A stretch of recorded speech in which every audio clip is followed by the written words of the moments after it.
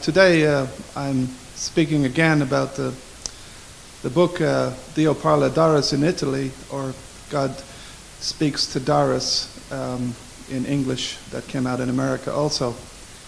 But one chapter in the book is very important. I think people realize the uniqueness of the message that's being portrayed in this book, and it's a chapter in the book that's called The Direct Dominion of God.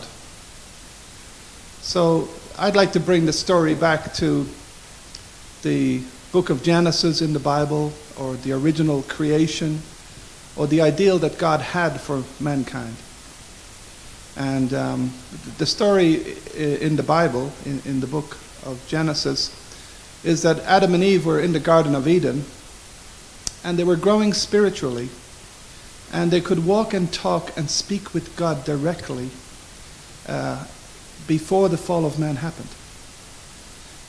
There was a fall happened in the Garden of Eden where God gave a commandment to Adam and Eve. And the commandment was, don't eat the fruit of the tree of knowledge of good and evil, because on the day you do, you will die. So in the Bible, it's introduced that a serpent came and tempted Eve and caused her to fail to be obedient to that commandment. And as you know, there was a fall of man with Eve and Lucifer, which was the first spiritual fall of man. And then there was a fall of man between Adam and Eve, which was the second fall of man, you could call the physical fall of man. So there was two people involved in the fall of man, and there was two falls of man. And the reasoning for the commandment to be given to the first people on the earth was to give them the opportunity to develop creativity. Some people think, oh, there was a commandment given so they could have a choice to choose good and evil. But that's not so, because evil did not exist before the fall of man. So this is a very important point to get straight before we move on into understanding how after man fell, God said that you would die if you eat the fruit of the tree of the knowledge of good and evil. But apparently they didn't die. What happened was they lost their relationship to God. And that started the history of the restoration. The history of the restoration was that man started working back his relationship to God and separating from Satan, or separating from Lucifer, or separating from the serpent. In history, in the Bible, the first restorational activity that occurred was that there was two sons given to Adam and Eve. And those two sons was Cain and Abel. Abel made an offering to God, and his offering was acceptable to God. And Cain, he made an offering to God also, but his offering was not acceptable to God. So, in turn, what happened is we see a story in the Bible where Cain killed Abel. So we see the prolongation of the restoration moving to another level. We move on from there, and we see that a man named Noah came. And he made certain conditions.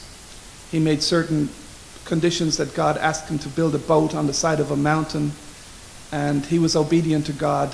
And he tried to bring people back to understanding God. But apparently a great flood came. And all people were killed on earth except 8 people. So in a sense, there was another beginning that occurred. And then it moves on to a man named Abraham. And Abraham was developing a relationship with God. And he offered certain conditions and certain sacrifices and tried to develop a position where he could relate to God directly. He ended up being tested in being asked to kill his only son. And as he went to do that, an angel came and said, "Don't do that. I see that you're obedient to me, And Abraham became, in a sense, the father of faith, the father of all spiritual faith.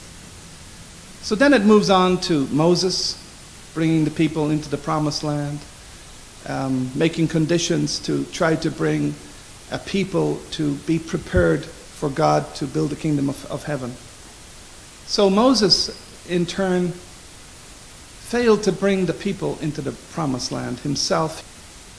And God gave him a condition that if he strikes the rock once, he would bring forth water for the people. But in a sense, he failed to do that, and he hit the rock twice. He was temperamental with the people and temperamental about the people not being obedient to God's will. And he failed himself to go into the promised land, and Joshua then took the people into the promised land. Well, time goes on through the Bible, and another man comes. His name is Jesus. Jesus came as a messianic man, as a man in the position of God. And his whole life was trying to give people a higher revelation and a higher understanding of God. He came to save the people, and in the end he was killed. He was, in a sense, murdered, and history continued again. And as Jesus was on the earth, he explained to people that a second coming of Christ would occur on the earth.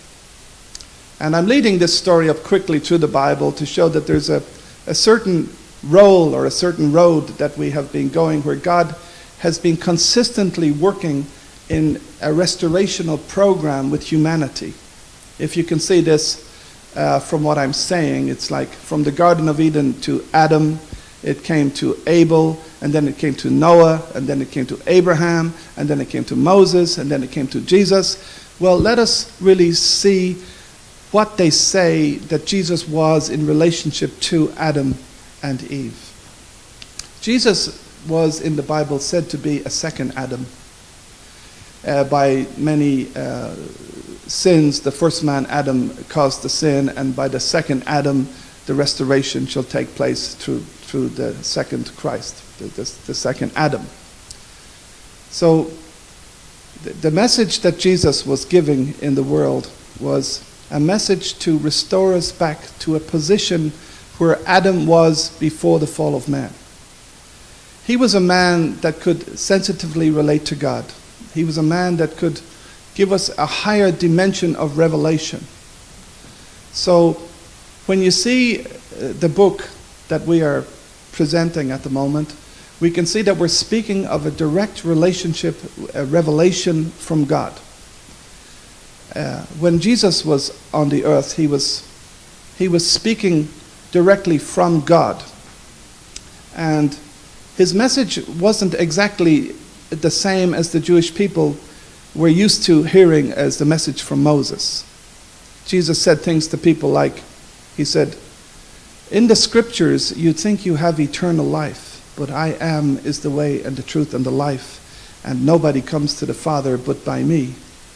And this was very difficult for the Jewish people, as is today, that if God presents himself to give a direct message to somebody, and that somebody happens to be a woman, it's even more difficult for people to say God is speaking through this or giving a higher dimension or a message directly from God.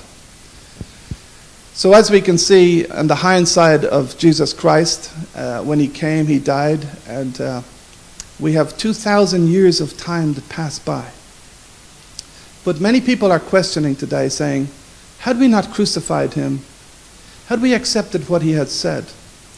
Had we listened and followed his teachings at that time, how would the world be today?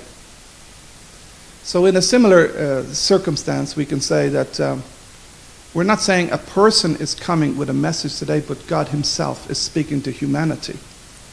But if we in Christianity or Judaism or in Confucianism or in Islam or any other religion on the earth think that we have all the answers and all the messages and all the understanding, and we can't be open to a message coming directly from God, this is the point. This is the situation, that we have to have the humility to be able to open ourselves up to see how God can come with a message at this time to unify and to bring together all humanity and bring us into a higher dimension of thinking.